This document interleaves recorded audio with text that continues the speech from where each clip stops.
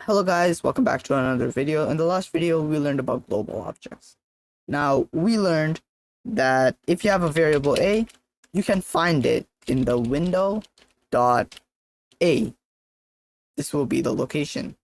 Now, we also learned that if this variable were equal to a function, like so, you could still find it in the window dot a. But then, there is a slight problem. In the future, when you create big projects, you will have multiple files. You won't be limited to one file.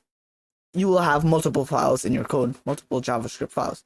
Now, if the chances are that two files had the same function name, let's suppose A, then how would the window object differentiate between the first file's A function and the second file's A function, if that makes any sense?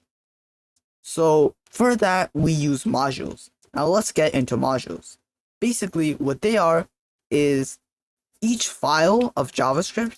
Let's suppose I create a new file, call it module test.js. Each of these are their own package. Basically, let's suppose I create a variable a. This will not be inside, this can't be accessed by app.json, the app.js, unless I give it like the permission to. So that's basically what modules are. So basically that means then the computer or the window object doesn't get confused to choose a function of the same name from one file or another. That's a lot of explaining, so hopefully you guys get it. Let me delete this for now. Now, in app.js, let's first look what is the module object, because we need an object to create a module. Now, for now, let me just console.log this module object module like so. I save it. Now, if I go to the command prompt and I execute my code doing node space app.js like so. Now you'll find a few things over here. By the way, before I start talking about these, don't get too stressed out about like memorizing what these are. I'll explain them later. Now, first things first, we have the ID. Every module needs its own ID. Path. This is basically where the modules are located. Exports, it's an object. Parent, what the parent object is. For now, it's null. File name, so what's the name of the module? Right now, it's app.js, but if I create a different file, this would be the other name, like of the file. We got loaded, which is false. It's not loaded. And children, forget about it. We're not going to be really using it. And finally, we got paths.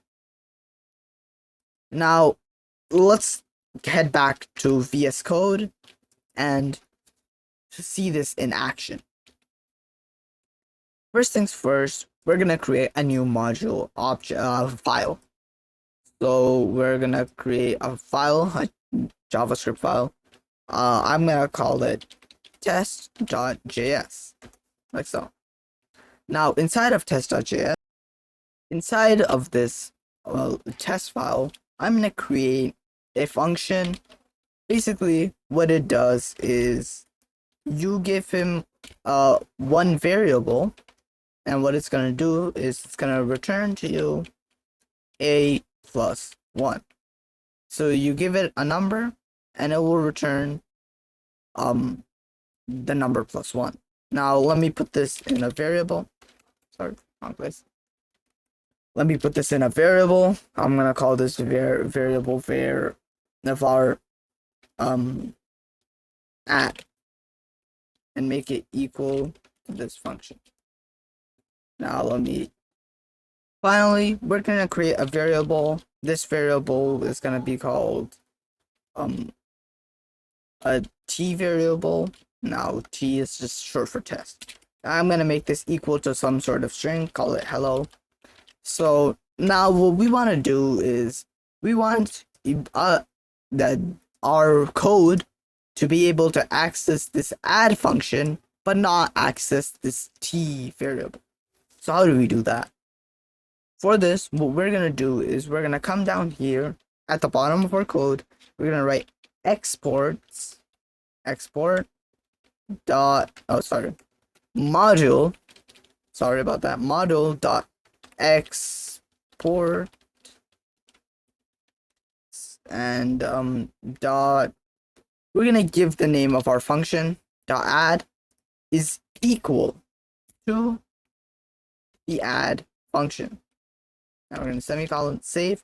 Basically, what this is doing is it's creating an object in module.exports, and it's going to name that object add, and it's going to make that equal to this add function over here. So hopefully that makes sense. Now if I save this, basically now we have to load the module inside of app.js.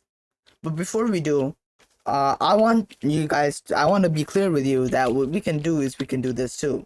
We can have multiple different exports like add to and make it equal to add. So we can have multiple different exports of the same function or variable. So let me just delete that. Now let's go into app.js and load our module. First things first, we're going to use the require function. So we're going to write require, and then we're going to put the function right there, like so. Now inside of here, we're going to put some some quotes, and then we're going to do dot slash, and we're going to put test. Now let's suppose this test was in a subfolder. Let me call that T folder, like a test folder. Well, let me drag test inside of here. Move. Yes. Okay. So inside of the T folder, we're gonna put something like this: T folder slash test, like so. So what we're gonna do is we're gonna put our subfolders here, and at the end we're gonna give it the name, like so. Okay, so now that we're done messing around, we have to, this require function will give us an object. That object stores all of these module.exports. Let me show. All of the module.exports that you put over here, the object that we give will store all of that in. So if I'm gonna give this, I'm gonna call it test and make it equal to require. So inside of this object will be all the exports, no matter what I do. Let's suppose I do module.exports.t, and I put t here. This would be one of the methods in our test object. Let me delete that. Hopefully I'm not confusing you. So let's just console.log the t, log it out, console.log test, like so. Save it. Now let's head over to the terminal, like so, and inside of here we're gonna put node space app.js. As you can see, inside of here we have a function. Since we're console.logging the test entirely, it will show you that we have an add function inside of the object. Now what we can do over here is we can write test.add like they're in a function, and inside of this function I'm just gonna give our number 5. And if I save this and I log it out right here, node not test app.js, as you can see, it will give us 6. Since we put 5 here, inside of our test function we did 5 plus 1, or variable plus 1, it gives us 6. That will be all for today's video. So hopefully that wasn't confusing.